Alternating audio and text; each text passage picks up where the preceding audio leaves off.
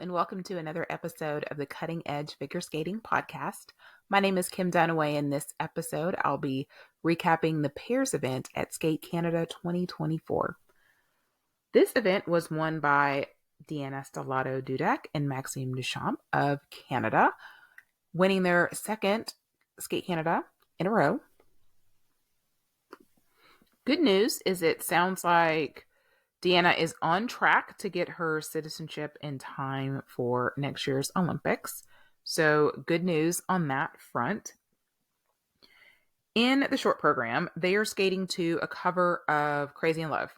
And usually when music is done as a cover, it's like a different artist that sings that particular song. In this case, it is Beyonce doing the cover of her own song.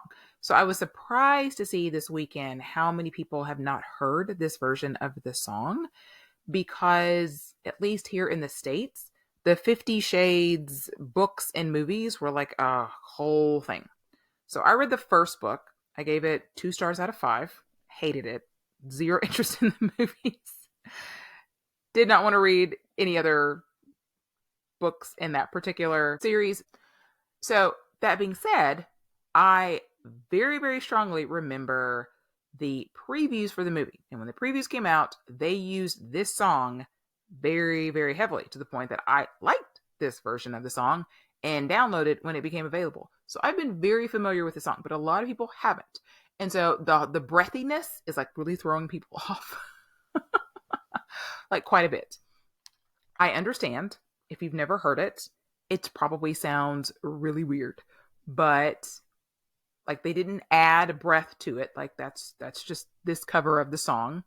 And 50 Shades of Grey is like a S&M level kind of book with this ridiculous storyline. And so it fits, I guess, with that. Again, I didn't watch the movie, but I'm familiar with the story. Sadly, unfortunately, read one of the books. Okay, moving on. So in their short program, side-by-side triple toes, which hers was very good. He kind of squeaked his out. I thought they had nice speed on their lift, but that throw triple loop that they had issues on a lot of last season kind of reared its ugly head again here. She just kind of touched her leg down. I thought that they had one of the better in sync side-by-side spins, which we see a lot of them very poorly done, especially at this point in the season. Usually they get better as the season goes along. And then also once we get to like Grand Prix finals and some of the big championships, a lot of teams there that are doing them very well. Whereas in the Grand Prix, we have a lot of teams not doing them very well.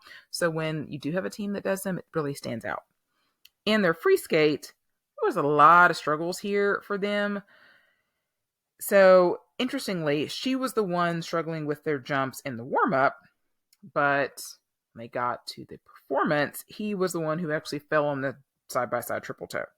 So she did have the presence of mind to add just a single axle. They typically do a triple toe, single axle, double axle combo.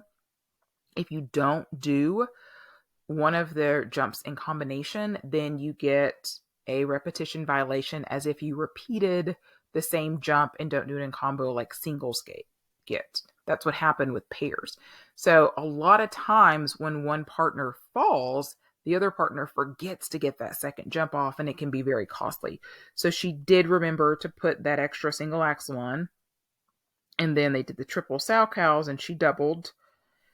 And then had hand down on the throw triple Lutz, which is a new throw for them this season. And then stepped out of the throw triple loop. So really messy, not their best. They did hang on to the win here. They had a huge lead after the short program. Our second place team was a new team to me, and I imagine for most of you, this is a new team to you as well.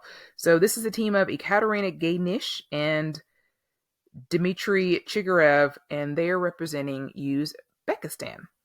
Somebody made a comment on X. Do we think they've ever stepped foot in Uzbekistan? Maybe to file paperwork. I also wouldn't be surprised if they've never stepped foot in Uzbekistan. So this is a 100% Russian pair, and they were last seen competing on the Russian circuit in the 22-23 season. So since Russia has been banned from competing, a lot of the Russian teams have remained in Russia in hopes that they come back at some point, and they've been competing domestically in a series of competitions. I have paid them zero attention. I couldn't tell you anything about it. However, you've had a few teams that have kind of defected, basically, and went on to other federations. So we have, of course, famously Diana Davis and Gleb Smolkin, who are now representing Georgia, who previously represented Russia, and Sofia Samaldakina, who previously competed for Russia, who is now representing Kazakhstan.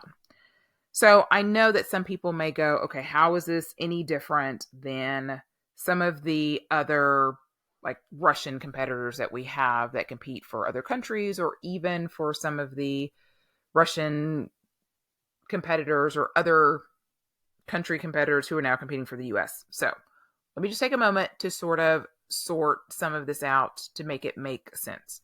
So let's look at the Hungarians.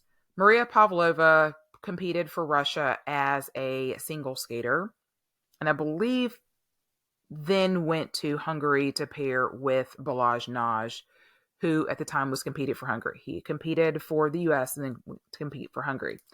This happened before Russia was banned. So this was a decision that she made because she couldn't compete in Russia, kind of like you saw Anastasia Gabanova do to go compete for Russia, or you saw Ekaterina Kurakova do to go compete for Poland. These were decisions that were made before Russia was banned to increase their potential for opportunities for another country. Same with Meltikina and Buralava, as well as their previous partners, Daniel Parkman and Karina Safina. They went to Russian skaters, skated for Georgia before Russia was banned, again, because pairs is very, very competitive in Russia. Singles is very, very competitive in Russia. In the case of Alicia Efimova, who is born in Finland, but competed for Russia and also competed for Germany, who is now skating for the US, or in Daniel Parkman. Again, these were the tryouts.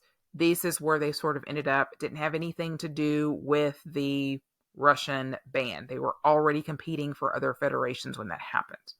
In the case with this pair, they were competing for Russia and are now competing for another country because Russia is banned, to sort of circumvent the ban.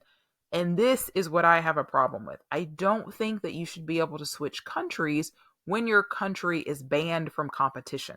Like it's just different. For me, it's different. And so I don't know how I feel about this team, to be perfectly honest.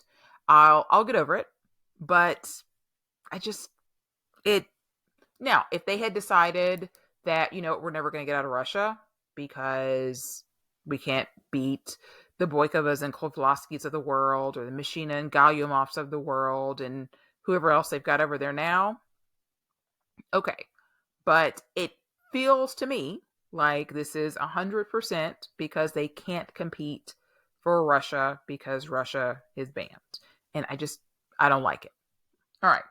Moving on to their actual performances. In their short program, they have high, big triple twist. Sounds to me like they were nailing a lot of their side-by-sides in practice, but in the short program, she put her hand down on the triple toe.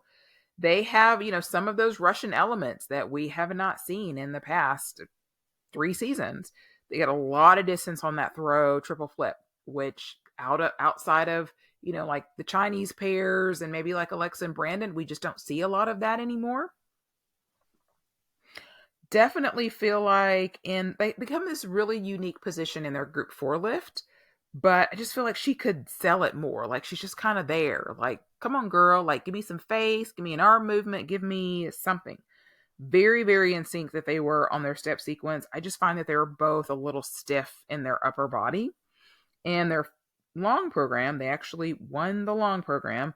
Side jumps in this program were very strong. They did triple toe, double axel, and they did side-by-side triple loops, which you get a little bit more points. This is what Ashley Kane and Timothy LeDuc used to do. They used to do side-by-side triple loops. Not always successfully, but it does give you a little bit more extra points on those teams that are choosing to do side-by-side triple Salchows instead. You can get, I think, 0.7 more points, which in pairs they're trying to inch out, every little bit of squeeze out, every little bit of extra points that they can get because they're all doing so many of the same elements.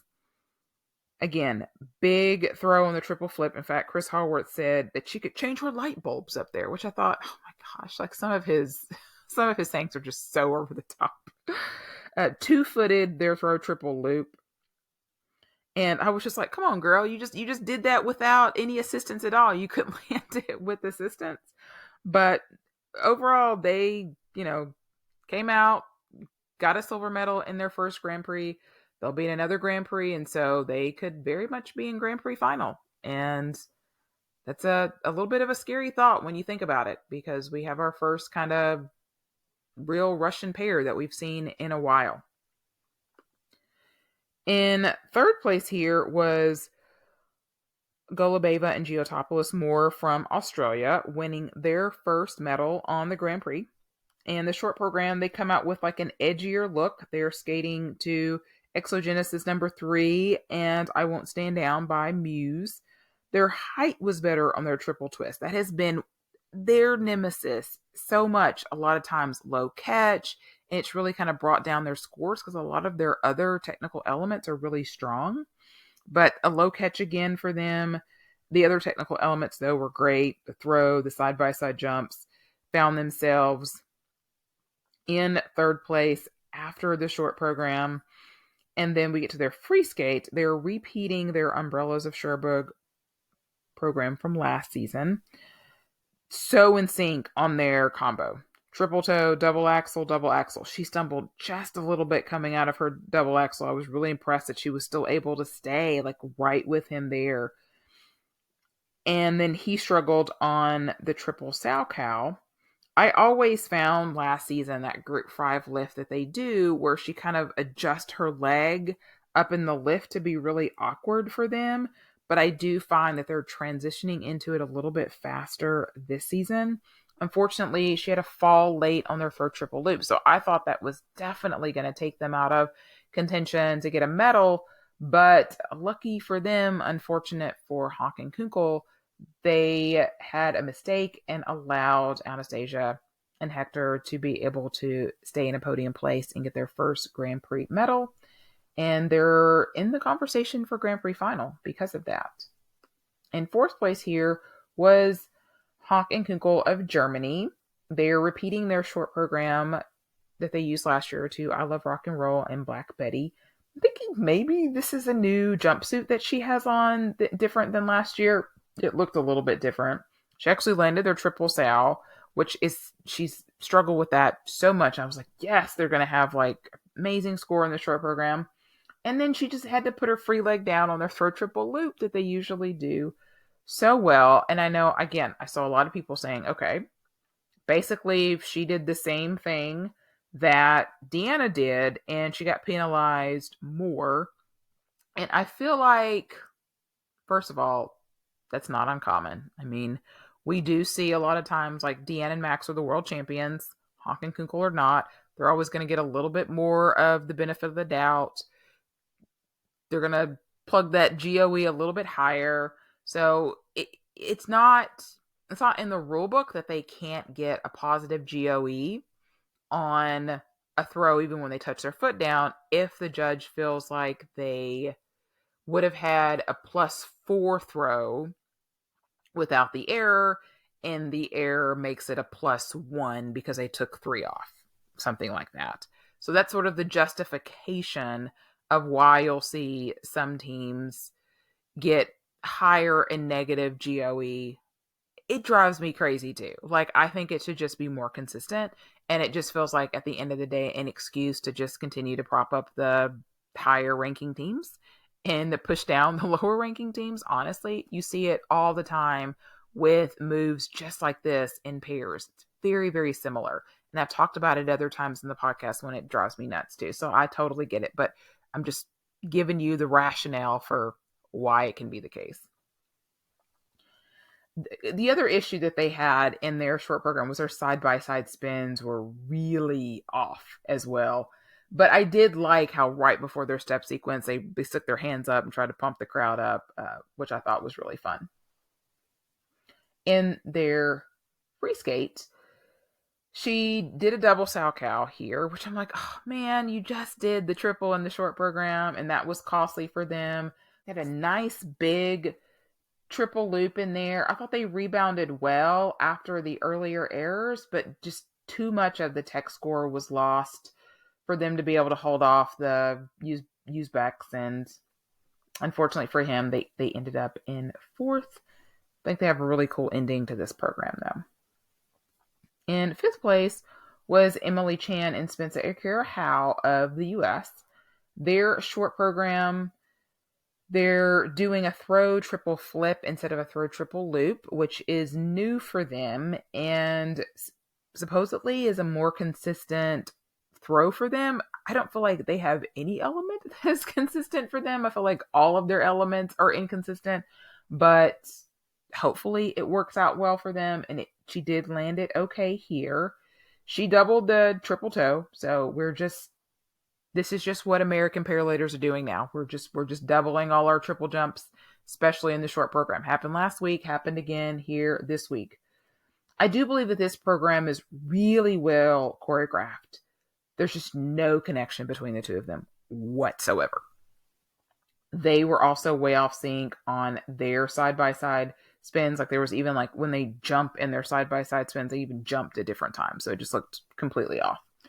In their long program, they got off to a really great start. They do both of their side-by-side jumps right off the bat before they even do their twist, which is different than what you see pretty much every other team do.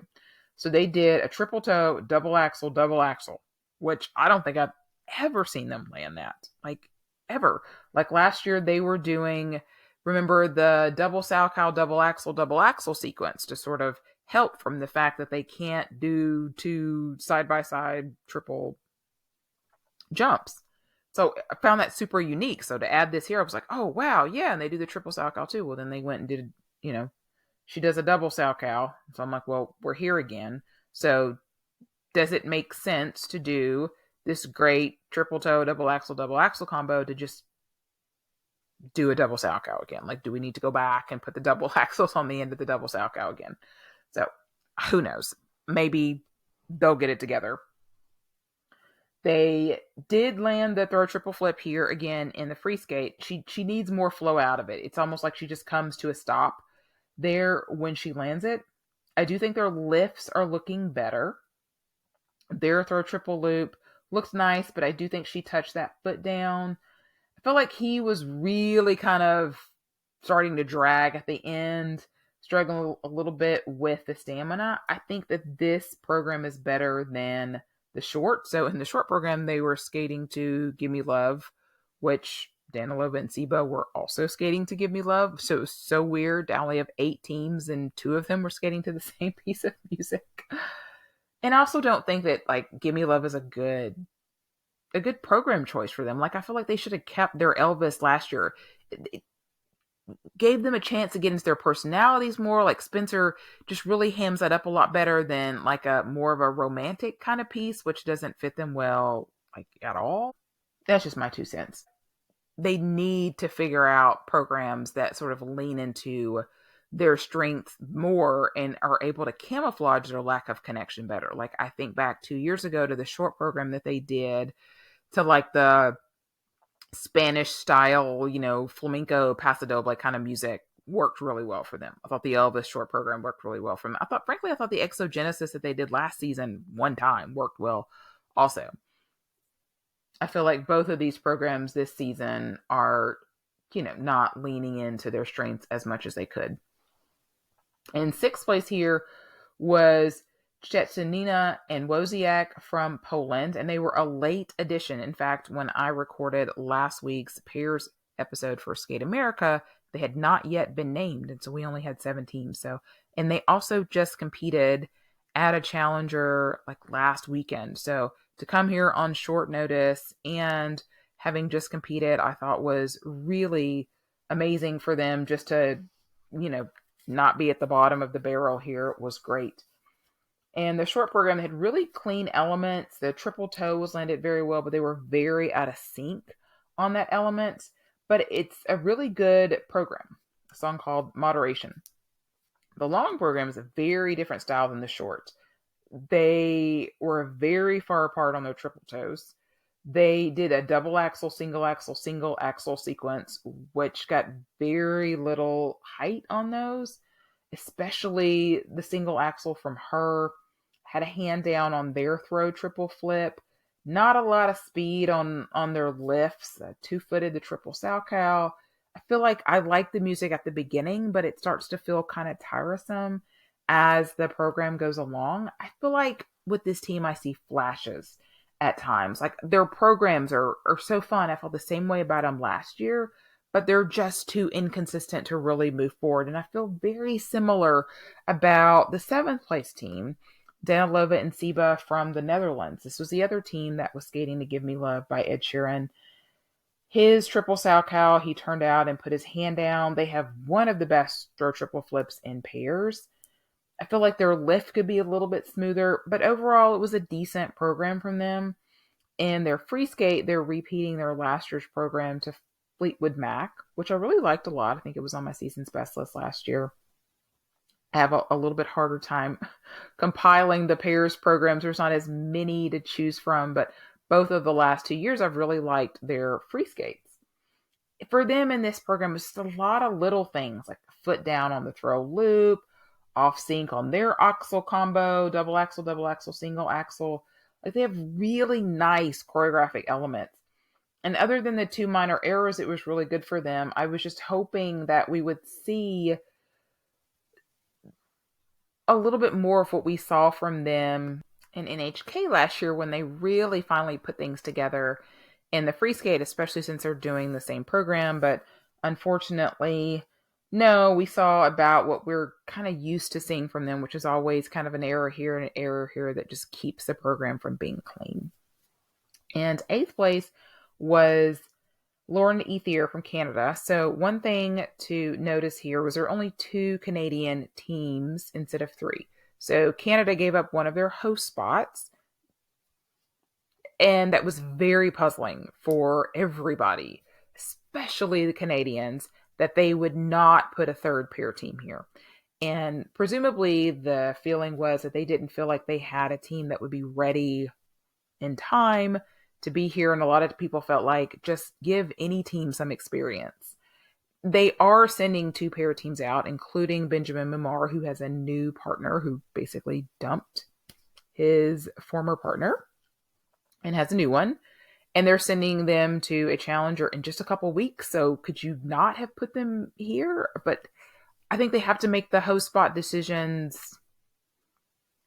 Gosh, they don't have to be made when Grand Prix assignments are made, because I know the U.S. Federation always holds those host spots and makes a decision at Champs Camp. So I just do not understand the rationale for what Canada is doing. And I fussed at them a lot for what they've done. They've done this with the women's a lot. Like, they've just not sent any women out to get any international experiences. Like, why? Like, what are you doing? So we were short one Canadian team here. But the other Canadian team that was here, Lauren and Ethier, in their short program, they were using separate ways, which we saw Knierim and Fraser use the last year that they competed in their short program. It's from the 80s, but it was used in Stranger Things. And so they had really cool costumes, sort of looked like a Stranger Things poster. Brandon and Alexa definitely did it better. It was just a rough competition for them kind of all the way around. Had a low catch on their twist. They did land their side-by-side triple Salchows, but she had a hand down on the throw triple loop. Thought their death spiral was just very slow and awkward. Ultimately, it was invalidated, and that was very costly. And they also ended up with a V on their side-by-side spins. You see that more often on the combo spin than you see on the side-by-side spins in pairs. They always skate with like a lot of emotion and passion. It's just that those technical elements will fail them at times. And I don't know what the disconnect was in that spin. He came out of his while she was still spinning. And usually one of the partners, often the guy, sort of calls out. Like, if you sit close enough to the rink, you will hear the partner like calling out during the spin. And she didn't get the memo. That was kind of wild. Not a great way to end the program either. In the free skate, she fell on the side-by-side triple salchows that they landed in the short program. Just so slow going into the side-by-side triple loop, which I believe is new for them. So I'll give them a little bit of grace on that. The throw triple loop that they did was actually one of the highlights. And really outside of the side-by-side triple salchows, like everything was landed and done well. It just never seemed like they were quite together with the music. So unfortunately for them, 8th place here at this event. So Pam Chinko Award. I feel like it's slim pickings in this event, but I'm going to give it to Golubeva and Giotopoulos Moore for their first Grand Prix medal and having two really pretty well skated programs outside of that throw triple loop in their free skate.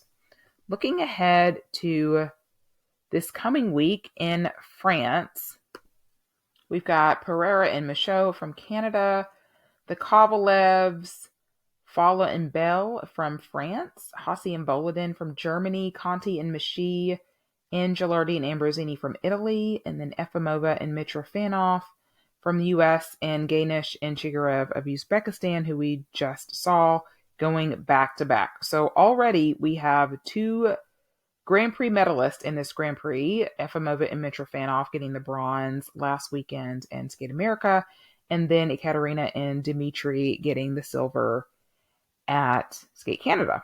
And then we've got Hassi and Boladin, who are world bronze medalists. We've got Conti and Mishi, who were world bronze medalists the year before that. And we've got Gilardi and Ambrosini, who have medaled at Europeans the last 2 years and been at Grand Prix final the last 2 years. So that's 5 teams right there. Something's got to give. And Leah and Trent were in Grand Prix final last year. Now, they have been pretty underwhelming since about this time last year on the Grand Prix. They did not have a good Grand Prix final or Canadian Nationals or Four Continents or Worlds. And I was pretty underwhelmed by them and their challenger. So they have a lot to prove. They are still moving forward, and they've got some teams here that they're going to have to really work hard to beat. So if I'm going to make a prediction, I'm definitely going to go with Hassi and Boladin for the win. They have my favorite pairs free skate of this year with their Four Seasons free skate. I got chills from the way they performed it at Nebelhorn. It was fantastic.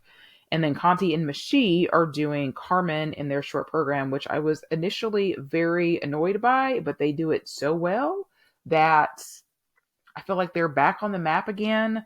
Gilardi and Ambrosini are doing Tango di Roxanne in their short program. They're always bringing the fire. And it's hard to, kind of gloss over this new Uzbekistan team either. I think Efimova and Mitrofanov will have their hands full, especially if they go in double side-by-side triples like they did at Skate America. So, rounding out the podium, I'm going to go with Conti and Mishi for silver, and I'm going to say this Uzbek team gets the bronze. We'll see. All right, that completes the pairs event.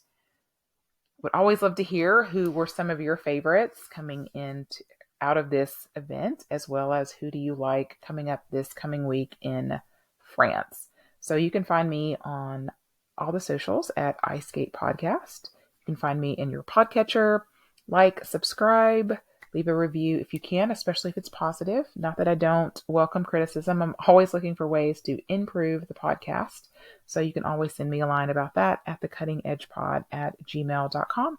I'll be back tomorrow with the men's event from Skate Canada. Until then, you guys have a good rest of your week.